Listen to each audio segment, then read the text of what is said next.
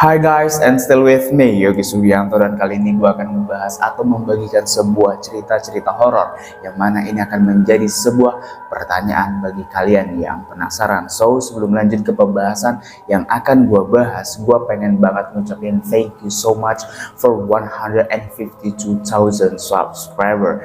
I'm so happy and thank you in advance for support me guys. And let's talk about it this story.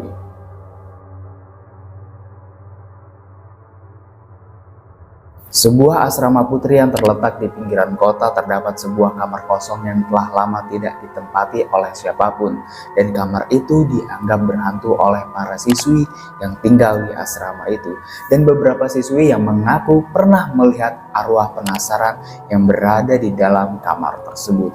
Namun, salah satu siswi bernama Dina merasa penasaran dan ingin mencari tahu apa yang sebenarnya terjadi di dalam kamar kosong itu.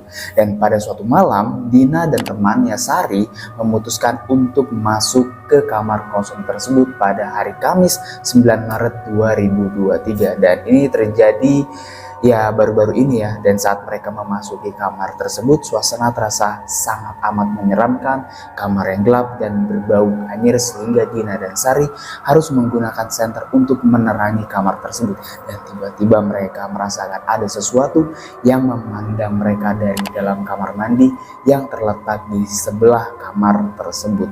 Mereka memeriksa kamar mandi dan menemukan kamar mandi yang sudah tidak lama dipakai, dan pada saat itu kondisinya sudah berlumuran darah, dan mereka berdua mendengar suara gemerisik dan merinding di seluruh tubuh mereka. Sesuatu yang gelap dan kabur mulai muncul di dalam kamar kosong tersebut.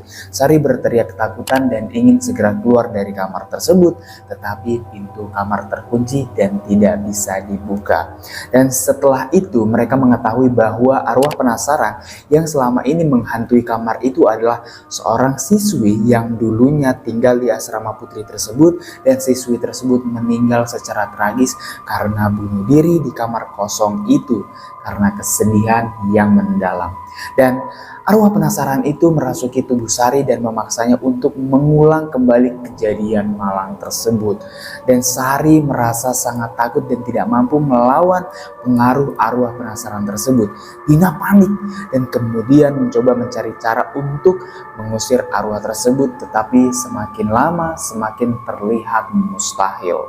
Oke, dari cerita Dina dan Sari ini maksudnya adalah si arwah penasaran tersebut pengen melakukan adegan atau reka adegan yang mana aktris atau aktornya itu si Dina atau si Sari gitu. Jadi mereka berdua yang sudah berani untuk masuk ke dalam kamar tersebut, mereka juga harus merasakan apa yang dirasakan si arwah penasaran tersebut.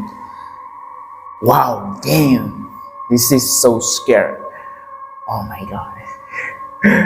Gue juga tadi agak sedikit agak sedikit merinding juga ya. Oh, next.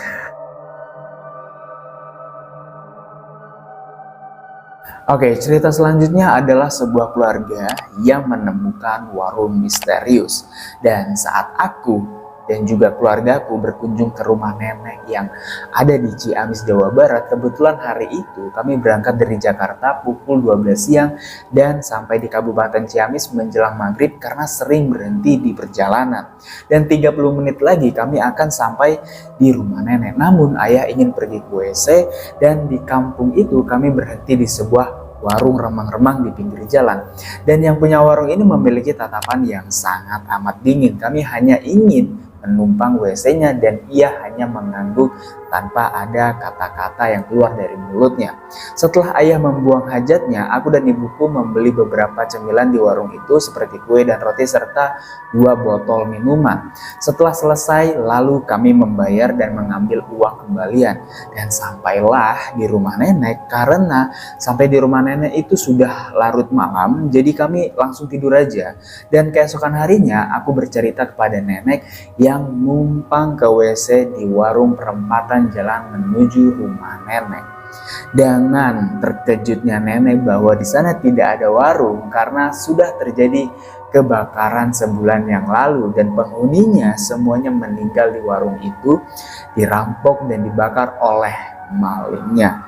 Kami yang merasa tidak percaya membawa kresek, kue, dan roti yang kami beli dari sana. Dan ternyata semua makanan itu telah gosong, uang kembaliannya pun juga sudah berubah. Dan kami mulai percaya dengan cerita nenek bahwa makhluk yang kami temui kemarin adalah makhluk halus, bukan manusia.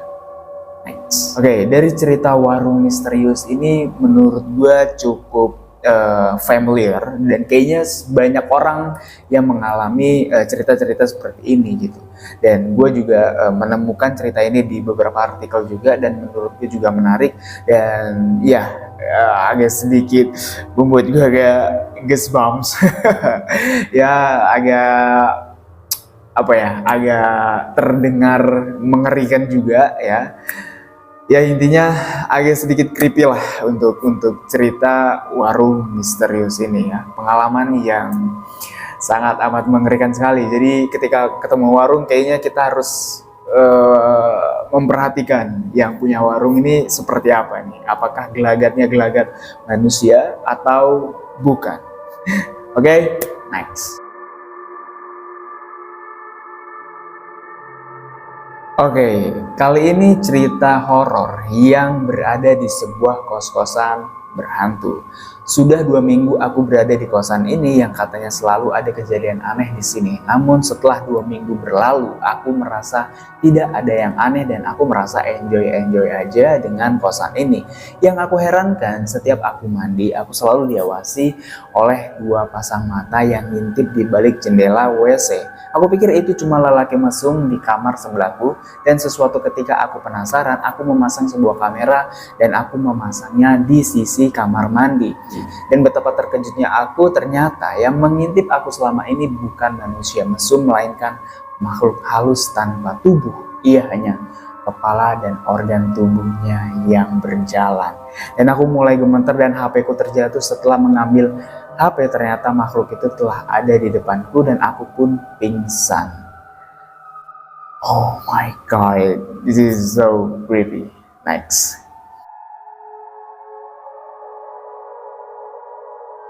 Cerita horor selanjutnya, seorang gadis sendirian di rumah suatu malam. Untuk pertama kalinya, yang mana dia punya anjing untuk menemaninya. Gadis itu mendengarkan berita tentang seorang pembunuh berantai yang berkeliaran. Dia pergi tidur setelah mengunci semua pintu. Namun ada satu jendela yang masih terbuka. Tiba-tiba ia terbangun oleh suara tetesan air. Takut sepenuhnya yang ada dalam dirinya, dia mencoba untuk kembali tidur dan meletakkan tangannya ke bawah tempat tidur untuk dijilat anjingnya. Setelah suara tetesan itu terus berlanjut, dia pergi untuk memeriksa keran di dapur, namun kamar mandi dan di mana-mana, tetapi tidak menemukan apapun. Dia kembali ke kamarnya dan meletakkan tangannya lagi ke bawah untuk dijilat anjingnya, dan suara tetesan air tersebut masih berlanjut dan gadis itu pun terlalu takut untuk tidur. Tetapi ketika tangannya dijilat dari bawah tempat tidur, ia perlahan akhirnya tertidur. Di pagi hari, ketika dia membuka lemari, dia menemukan anjingnya sudah terbunuh dan digantung terbalik. Suara tetesan itu berasal dari darah anjing itu, dan di pintu lemari dia melihat pesan, manusia juga bisa menjilat. Oh my god. Oke, jadi dari beberapa cerita yang pada akhirnya manusia juga bisa menjilat ini, gue nggak tahu ini fakta atau tidak, tetapi menurut gue ini sangat menarik banget ya dari cerita-cerita yang ada, karena ini menarik banget dari cerita horor. Kalau misalkan gue terinspirasi dari cerita ini dan pada akhirnya gue garap menjadi film pendek, itu keren banget sih ya. Tapi ini tuh sangat mengerikan ketika dia bangun tidur, ternyata yang ngejilat dia bukan anjingnya tapi orang lain, dan orang lain tersebut sudah dipastikan dia ada di bawah kolong tempat tidurnya.